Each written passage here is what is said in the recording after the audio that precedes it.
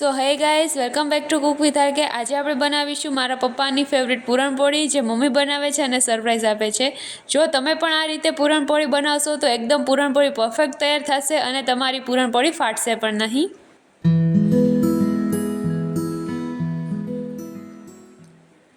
પૂરણ બનાવવા માટે મેં અહીં તુવેરની દાળ લીધી છે. તમે ચણાની દાળ પણ લઈ શકો છો. આ દાળને હવે આપણે સારી રીતે 2 થી 3 વાર ધોઈ લેવાની છે. દાળનું ધોવું ખૂબ જ જરૂરી છે. સારી રીતે હાથ ફેરવતો જવાનો છે અને દાળને સારા પાણીએ ધોઈ લેવાની છે. દાળ ધોવાઈને એકદમ સારી રીતે તૈયાર થઈ ગઈ છે. હવે કુકરમાં જે તપેલી આવી જતી હોય તેમાં આપણે દાળને કન્વર્ટ કરી નાખવાની છે. અને હવે આપણે પાણીનું માપ જોઈએ તો દાળને સારી રીતે ડૂબી જાય અને ઉપર સહેજ એવું પાણી રહે તેટલું આપણે આમાં પાણી રહેવાનું છે.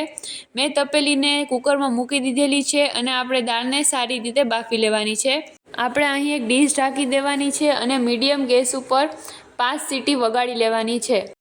હવે આપણે લોટ બાંધવા માટે મેં અહીં 1.25 વાટકા ઘઉંનો લોટ અને બાઇન્ડિંગ આપવા માટે મેંદાનો લોટ લીધો છે, જેથી કરીને આપણી પૂરણપોળી સારી રીતે વણાય અને ફાટે નહીં. 2 લોટ મિક્સ કરી દેવાના છે અને તેલનું મોણ આપીને સારી રીતે આપણે લોટને બાંધી લેવાનો છે. આ લોટને એકદમ સ્મૂથ બાંધવાનો છે, રોટલીથી પણ ઢીલો બાંધવાનો છે, જેથી કરીને પૂરણપોળી આસાનીથી વણાઈ જાય. ધીરે ધીરે પાણી એડ કરતું જવાનું છે અને આપણો લોટ બાંધતો જવાનો છે. લોટમાં આપણે ધીરે ધીરે પાણી એડ કરતું જવાનું છે અને એકદમ ઢીલો લોટ આપણે બાંધીને તૈયાર કરવાનો છે. આ લોટનું એકદમ સ્મૂથ હોવું ખૂબ જ જરૂરી છે, જેથી કરીને પૂરણપોળી આસાનીથી વણાઈ જાય. લગભગ 5 મિનિટ જેટલું આ લોટને આપણે સતત કૂણવતા રહેવાનું છે. તમે જોઈ શકો છો મારો લોટ બંધાઈને એકદમ તૈયાર થઈ ગયો છે અને લોટનું સ્ટ્રક્ચર કંઈક આ રીતનું રાખવાનું છે. હવે આને આપણે 1 કલાક માટે રેસ્ટ કરવા મૂકી દેવાનું છે. કુકરની સીટી વાગી ગઈ છે અને દાળ પણ સારી રીતે બફાઈ ગઈ છે. આ રીતની દાળ થઈ જાય એટલે આપણે સમજી લેવાનું કે દાળ બફાઈ ગઈ છે. હવે આપણે દાળને મેશ કરવાની છે, તો તેના માટે આપણે બ્લેન્ડરનો ઉપયોગ કરશું. બ્લેન્ડરને સારી રીતે આ દાળમાં ફેરવતું જવાનું છે અને દાળ એક સ્મૂથ રીતે તૈયાર થઈ જાય છે. તમે જોઈ શકો છો પૂરણ એકદમ પરફેક્ટલી મેશ થઈ ગયું છે. એક કઢાઈમાં આપણે 2 ચમચી ઘી એડ કરી દેવાનું છે. આ ઘી સારી રીતે ગરમ થાય ત્યારબાદ આપણે મેશ કરેલી બધી દાળને આપણે એડ કરી દેવાની છે.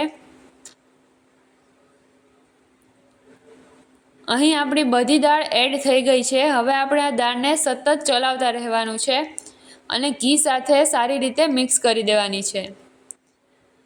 બંને સારી રીતે મિક્સ થઈ જાય એટલે જે વાટકાથી દાળ લીધી હતી તેનો 1.5 વાટકો આપણે ખાંડ એડ કરી દેવાની છે. ખાંડને સારી રીતે પૂરણ સાથે મિક્સ કરી દેવાની છે.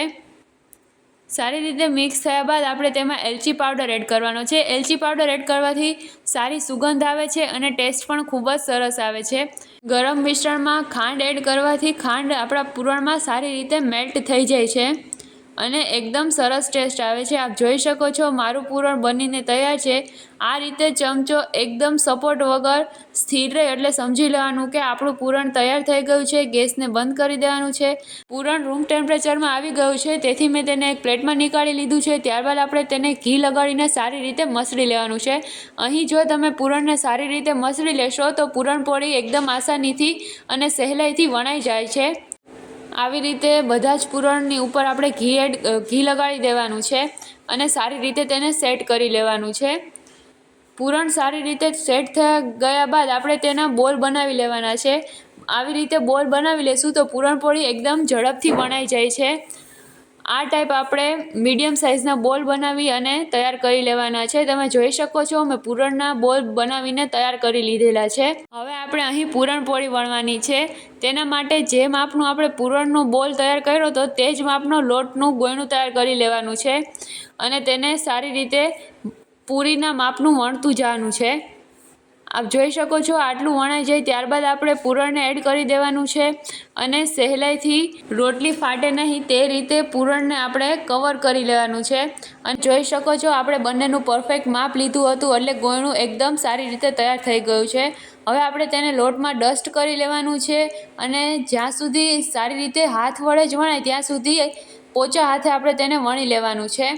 ત્યારબાદ વેલણના ઉપયોગથી આપણે તેને હળવા હાથે આખી પૂરણપોળીને એકદમ પાતળી વણી લેવાની છે. પૂરણપોળી વળવામાં ખૂબ જ ધ્યાન રાખવાનું છે અને સાવ હળવા હાથે જ આપણે તેને વળવાની છે। તો તમે જોઈ શકો છો અહીં મારી પૂરણપોળી એકદમ સારી રીતે વણાઈને તૈયાર થઈ ગઈ છે। હવે એક નોનસ્ટિક ઉપર મીડિયમ આંચ ઉપર વણેલો ભાગ નીચેની સાઈડ રહે તે રીતે આપણે શેકવા માટે મૂકી દેવાની છે। આ રીતે પૂરણપોળી ઉપર લાઇટ બબલ આવે એટલે આપણે તેને ફેરવી નાખવાની છે અને આપણે તેમાં મેંદો એડ કર્યો હોવાથી બાઇડિંગ બી સારું આવ્યું છે અને પૂરણપોળી પણ આપણી ફાટી નથી। સારી રીતે શેકાઈ ગયા બાદ આપણે ચમચી વડે ઘી લગાડવાનું છે અને તેને સારી રીતે સ્પ્રેડ કરી દેવાનું છે। ઘી લગાડીશું એટલે આપણી પૂરણપોળી થોડી થોડી ફૂલતી દેખાય છે। ત્યારબાદ આપણે સાઈડને ચેન્જ કરી નાખવાનું છે અને તમે જોઈ શકો છો પૂરણપોળી ફૂલીને તૈયાર છે। ઉપરની બાજુ પણ આપણે સારી રીતે ઘીને સ્પ્રેડ કરી દેવાનું છે અને પૂરણપોળી એકદમ ફૂલીને તૈયાર થઈ ગઈ છે। તો આ જ રીતે આપણે હળવા હાથે બધી પૂરણપોળીને સારી રીતે શેકી લેવાની છે। તમે જોઈ શકો છો પૂરણપોળી બનીને એકદમ તૈયાર થઈ ગઈ છે। જો તમને મારો આ રેસીપી વિડીયો ગમ્યો હોય તો લાઇક શેર અને સબસ્ક્રાઈબ કરજો। મળીએ કોઈ નવા રેસીપી વિડીયોમાં।